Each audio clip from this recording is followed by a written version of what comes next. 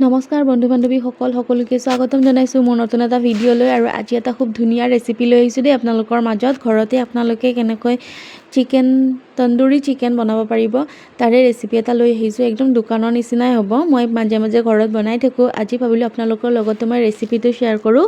আৰু আপোনালোকেও এইটো ৰেচিপি একদম এবাৰ হ'লেও ট্ৰাই কৰিব দেই, বহুত বেছিয়ে ভাল পাব।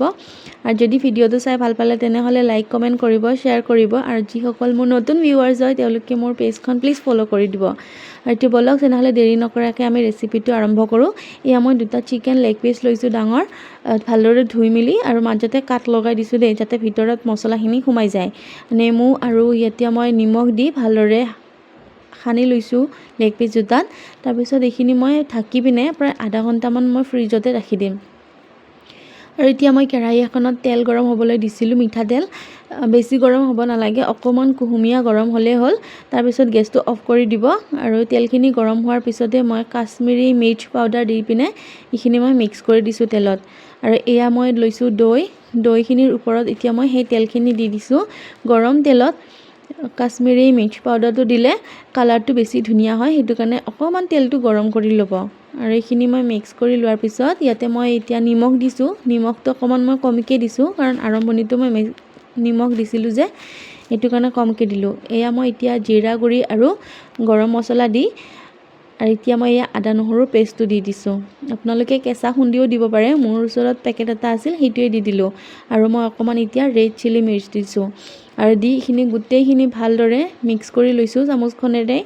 আৰু এতিয়া মই ইয়াতে ফুড কালাৰ দিছোঁ। এইটো একেবাৰে অপশ্যনেল হয়, যদি আপোনালোকে দিব বিচাৰে তেতিয়াহ'লে দিব পাৰিব, আৰু যদি দিব ইচ্ছা নকৰে তেনেহ'লে নিদিলেও কোনো কথা নাই। ইয়াতে টেষ্টটো সেই একে থাকিব, খালি কালাৰটো ৰংটো ধুনীয়া হোৱাৰ কাৰণে মই অকণমান ফুড কালাৰ দি দিছোঁ।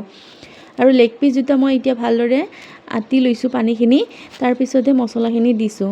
দি এতিয়া চামুচেৰে নহ'ব, এতিয়া হাতেৰে মানে এইখিনি গোটেইখিনি ভালদৰে মছলাখিনি লেগ পিচ দুটাত সানি ল'ব লাগিব। আৰু মই মাজত যে কাট লগাই দিছিলোঁ তাতেও সেইখিনিতো মানে মই ভালদৰে মছলাখিনি সোমাই দিছোঁ, যাতে ভিতৰলৈকে একদম জুচি হৈ থাকে। আৰু এতিয়া মই প্ৰায় 2 ঘণ্টামান এইখিনি ফ্ৰিজত থৈ দিছোঁ। আৰু 2 ঘণ্টা পিছত মই এয়া কেৰাহীখনত তেল গৰম কৰিছিলোঁ যে, সেইখন কেৰাহীয়ে লৈছোঁ। তাতে মই বাটাৰ দি দিছোঁ। বাটাৰ দি লেগ পিচ দুটা দি দিছোঁ।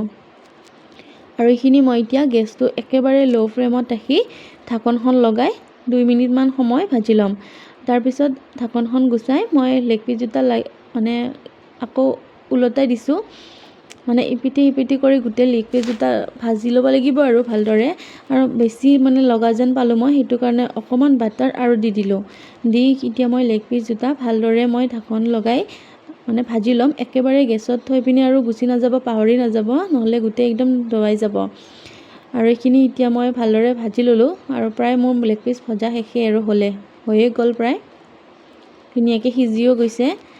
আৰু এতিয়া মই স্মকি ফ্লেভাৰ দিবৰ কাৰণে ঘৰতে যিহেতু ৰুটি বনোৱা এখন জালনা সকলোৰে থাকে, তাতে লৈ মই এয়া লেগ পিচ দুটা অকণমান গেছত দি পুৰি লৈছোঁ। তেতিয়া মানে ধুনীয়া এটা স্মকি ফ্লেভাৰ আহিব। আৰু আমাৰ একদম লেগ পিচ দুটা ৰেডি হৈ গ'ল তন্দুৰী চিকেন খাবৰ কাৰণে। একদম লোভৰ পানী বনিছেনে? আৰু একদম দোকানৰ নিচিনা হৈছে ন দেখাত, কোনেও ক'ব নোৱাৰিব যে আপুনি ঘৰতে বনাইছে বুলি। আৰু আপোনালোকেও ঘৰত এবাৰ হ'লেও ৰেচিপিটো ট্ৰাই কৰিব, আৰু কেনেকুৱা পালে মোক জনাব। আৰু আমাৰ মানুহজনক খাব দিলোঁ, আৰু তেওঁ একদম ধুনীয়াকৈ ভাঙি পিনে দেখাই দিছে। মাংসটো ধুনীয়াকৈ সিজি গৈছে আৰু একদম ভিতৰলৈকে মানে একদম জুচি হৈ আছে, আৰু খাবৰ কাৰণে খুব বেছি